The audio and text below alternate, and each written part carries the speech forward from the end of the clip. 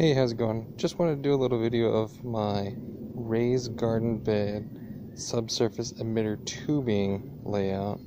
I haven't seen very many YouTube videos on this, so I was going to give a little rundown of my setup I've got going on. I just connected the last piece, but I have this raised bed. It's not filled at the moment, but it's going to give you the concept of how I ran it. I already had multiple different spots where there's already water supply, aka right here. I have a female 3/4 down here. That's that white piece. So what I used is this adapter. I guess it's actually a 1/2 inch, but a 1/2 inch adapter to the drip emitting line. This is Rainbird part, so I connected Rainbird to Rainbird. But as you can see right here, it's just a small trickle.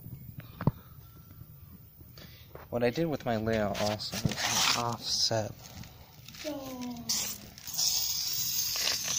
some air coming out. My emitters. So about the 6-inch point. And this line here, then have a piece here with an emitter here, and then vice versa going down staggered, just to ensure they have proper flow. So this piece right here is actually a flush valve. So every now and again you're going to have to flush your system, so you do need a flush valve in there.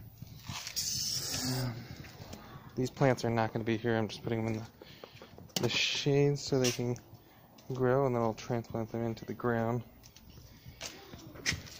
I have right here, it's already pre-existing. I just ran it up, and I have a 6-in-1 lead for the smaller drip line, and I'm going to be running those periodically through the bed to have the upper saturation on the garden bed.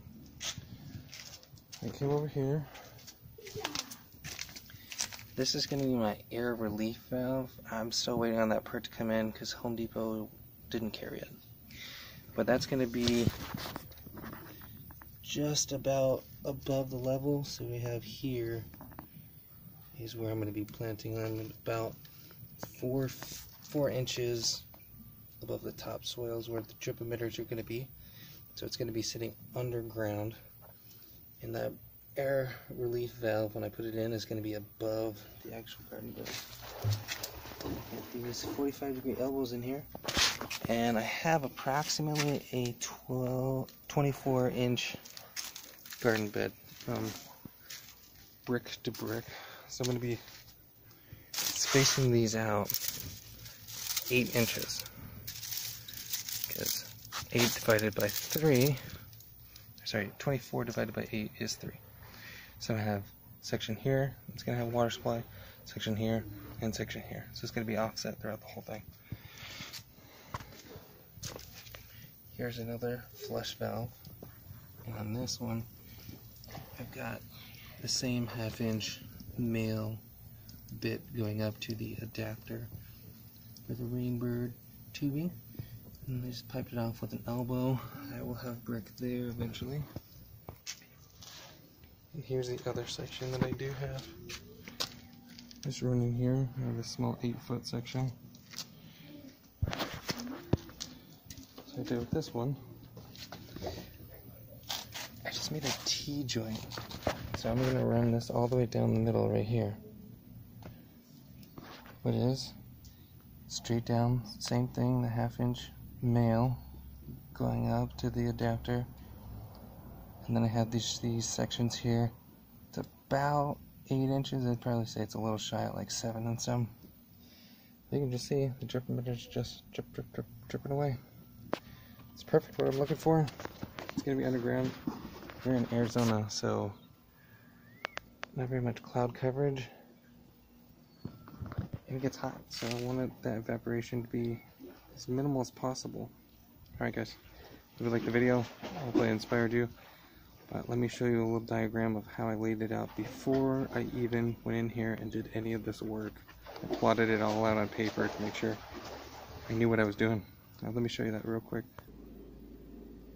Alright, so here we go. Here's just the parts list I used for this and how many I used. The elbows, I didn't actually use 5. I believe I only used 3. I adjusted and I didn't tap off right here. I just ended up taking right to the adapter straight through. I didn't use the elbow on that point.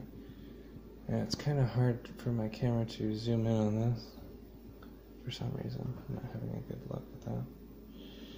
But I'll just take it into smaller sections there for you. So here we go. Just a little showing you running down. This is going to be where the supply is coming in, teeing off, and then the 2 lines going up. I was going to put a drain there. I decided not to. I might end up changing that down the road, but we'll find out. And that's just my little tee-off connection there. This part right here is pretty bad. That's not really the greatest scale. But here, once again, I drew my measurements of how far this section would be. And then right here, it's got the other measurement here of how far that one was, 23 foot long there. You say you can run it, I believe it was about 400 for the Rainbird type, and then I think it was 250 for the dig, but just a little fun fact for you. So the supply coming in, I took this one line, took it all around the border, and I'm going to be taking it all the way to the back, and ends off with that little closure right there. Then we also have the feed here going along, and then takes it in the front. So remember, I did offset the water supply throughout the whole entire thing here, so every other spot there's emitters into the ground. So it's going to be zigzag pattern all the way through. Here is my 6-in-1 head outlet. So I'm going to be running the small drip emitters throughout, all the way through here. So I've got 3 feeds going each way. I'm going to stagger them so they have above ground watering to the plants over here. So I'm going to probably put some lettuce in there since I'm going to be growing in the shade. But obviously lettuce is going to be taking up a decent amount of water for that. So that's what I'm going to do. I might extend a couple of these ones all the way out through this side. But you know, that's to come, to see, trial and error, to see what grows and what doesn't.